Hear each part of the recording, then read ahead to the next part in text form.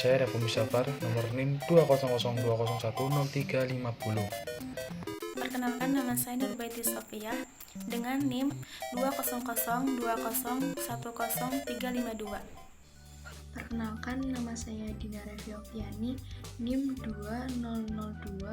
20020010351. Perkenalkan, nama saya Ian Kurniawan Prayoga, NIM 2002010353.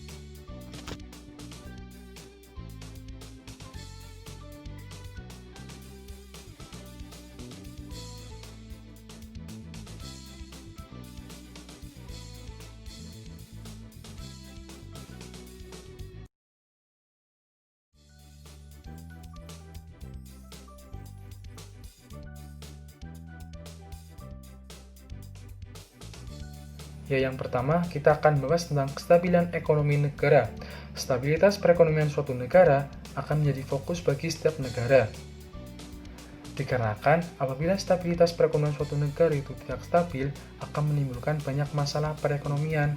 Di antaranya yaitu rendahnya pertumbuhan ekonomi, tingginya tingkat pengangguran, dan tingginya tingkat inflasi.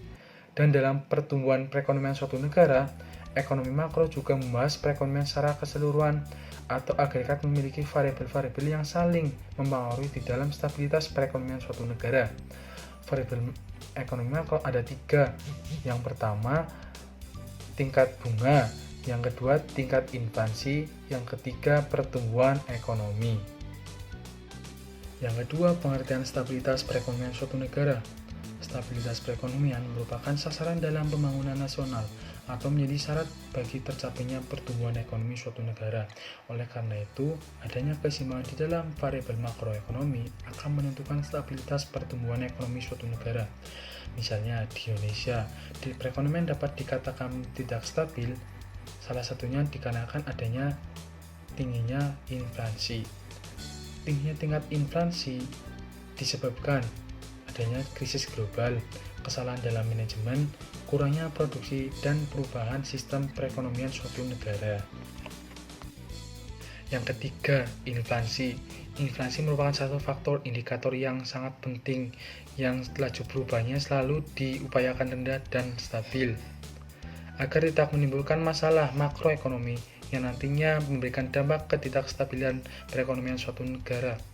Dengan adanya inflasi yang sangat tinggi di negara, itu memberikan kecenderungan penurunan dalam harga barang dan jasa umum secara terus-menerus dalam periode tertentu yang menyebabkan daya beli masyarakat itu menurun sehingga pendapatan nasional suatu negara itu akan menjadi rendah. Teknologi adalah seluruh penyedia barang-barang yang diperlukan untuk kelangsungan hidup dan kenyamanan manusia. Dan teknologi mampu menunjang efektivitas dan efisiensi produksi. Semakin tinggi produksi, maka kuantitas dan kualitas produksi semakin meningkat. Ini adalah persediaan faktor produksi yang dapat dibentuk dan digunakan untuk menjalankan proses produksi lebih lanjut. Model yang digunakan dalam pembangunan bersumber dari tabungan masyarakat, swasta, dan pemerintah. Modal tersebut dibelanjakan untuk investasi dalam bentuk mesin, gedung, pabrik, dan infrastruktur ekonomi seperti jalan raya, jembatan, pelabuhan, jaringan listrik, dan lain sebagainya. Daya alam berperan sebagai bahan baku dan sumber energi bagi kehidupan ekonomi. Jumlah sumber daya alam yang sangat melimpah disertai pemanfaatan yang tepat akan mendukung percepatan pembangunan ekonomi suatu bangsa, sehingga pembangunan ekonomi tersebut akan cenderung stabil dari negara lain. Selanjutnya adalah tujuan pembangunan ekonomi. Manusia merupakan pelaku utama dalam perekonomian. Semakin banyak dan beragam kegiatan ekonomi yang dilakukan masyarakat atau manusia, maka semakin tinggi pula pertumbuhan ekonomi suatu negara. Pertama, meningkatkan kualitas hidup masyarakat. Pemerintah melakukan pembangunan ekonomi berkelanjutan, terutama pada sektor pendidikan dan kesehatan. Sektor ini diharapkan mampu meningkatkan kualitas hidup masyarakat di Indonesia. Kedua adalah memperluas lapangan kerja. Masalah pengangguran adalah isu yang terus terjadi di Indonesia yang belum terselesaikan. Salah satu upaya mengatasi pengangguran adalah meningkatkan pembangunan ekonomi. Hal tersebut diharapkan dapat meningkatkan lapangan pekerjaan sehingga mengurangi pengangguran yang ada di Indonesia. 3. Mengurangi kesenjangan sosial. Di Indonesia masih saja terdapat kesenjangan antara orang yang mampu dan orang yang tidak mampu. Diharapkan dalam pembangunan ekonomi ini, masyarakat dapat disetarakan dan tidak ada kesenjangan. Kebijakan pembangunan ekonomi daerah. Pertama, mengelola sumber daya daerah. Seperti sumber daya alam yang terdapat di suatu daerah dapat dijadikan pemanfaatan pariwisata dan sumber daya manusia agar diperluas lapangan pekerjaannya. Yaitu merangsang perkembangan ekonomi daerah. Merangsang artinya mempunyai keinginan untuk meningkatkan perkembangan ekonomi di suatu daerah agar dapat dikelola dengan baik dan terus meningkat perekonomiannya. Yang ketiga yaitu menciptakan lapangan pekerjaan. Keempat, mengelola pembangunan daerah, yaitu mengelola infrastruktur yang terdapat di suatu daerah seperti pembangunan jalan raya, pelabuhan, gedung pemerintahan, dan lain sebagainya. Hal tersebut dapat dikelola dengan baik sesuai dengan aturan daerah tersebut. Perkenalkan, nama saya Nurbaiti Sofia dari kelompok 10. Di sini saya akan menjelaskan tentang sejarah Bank Indonesia beserta fungsi dan tugasnya. Pada era pemerintahan Hindia Belanda, tepatnya pada tahun 1828, didirikanlah The Javaanse Bank yang bertugas untuk mencetak dan mengedarkan uang. Kira-kira setelah 1 abad kemudian, tepatnya pada tahun 1953, dibentuklah Bank Indonesia untuk menggantikan peran dan fungsi The Javaanse Bank. Setelah 15 tahun kemudian, pemerintah menerbitkan Undang-Undang Bank Sentral yang isinya mengatur tentang tugas serta kedudukan Bank Indonesia. Pada tahun 1999, Bank Indonesia memasuki era baru dalam sejarah sebagai bank sentral independen yang memiliki tugas dan wewenang untuk mencapai dan memelihara nilai rupiah. Tugas tersebut ditetapkan dalam Undang-Undang Nomor 23 Tahun 1999. Setelah itu beberapa perubahan Undang-Undang Bank Indonesia dilakukan.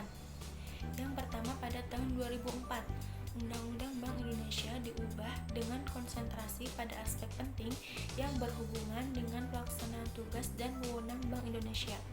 Kemudian perubahan kedua terjadi pada tahun 2008, yaitu ketika pemerintah mengeluarkan peraturan pemerintah pengganti Undang-Undang Nomor 2 Tahun 2008 tentang perubahan kedua atas Undang-Undang Nomor 23 Tahun 1999. Perubahan tersebut ditegaskan bahwa Bank Indonesia juga berperan sebagai bagian dari upaya dalam menjaga stabilitas sistem keuangan.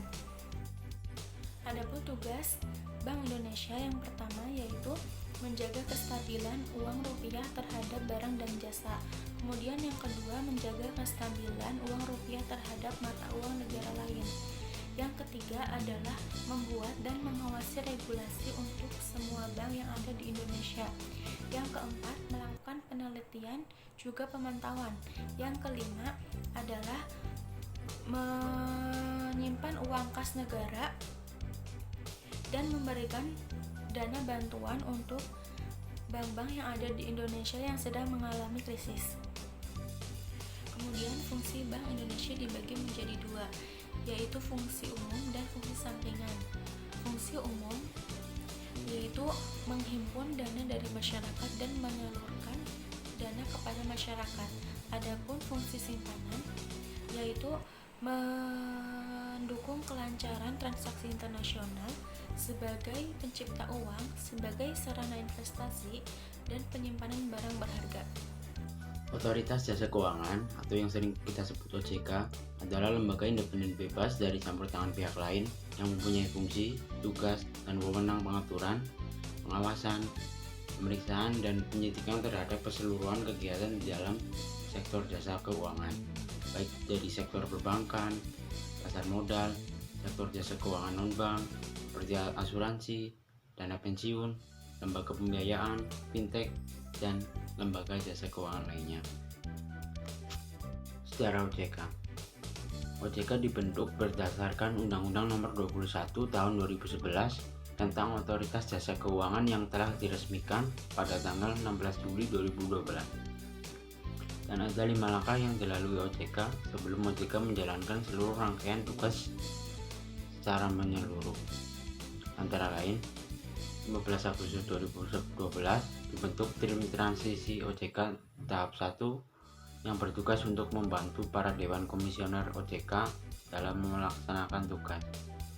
31 Desember 2012 OJK secara efektif beroperasi dengan cakupan tugas pengawasan pasar modal dan industri keuangan non-bank. Dan pada tanggal 18 Maret 2013 dibentuk Tim Transisi OJK tahap 2 yang bertugas membantu Dewan Komisioner OJK yang melaksanakan pengalihan fungsi, tugas, dan wewenang pengaturan dan pengawasan perbankan dan dari BI. Dan pada 31 Desember 2013, OJK sepenuhnya menjalani tugasnya dalam mengawasi kinerja perbankan. Dan pada 1 Januari 2015, OJK mulai meluaskan pengawasannya ke industri non-bank, yaitu pengaturan dan pengawasan lembaga keuangan mikro atau LKM. Dan tugas OJK.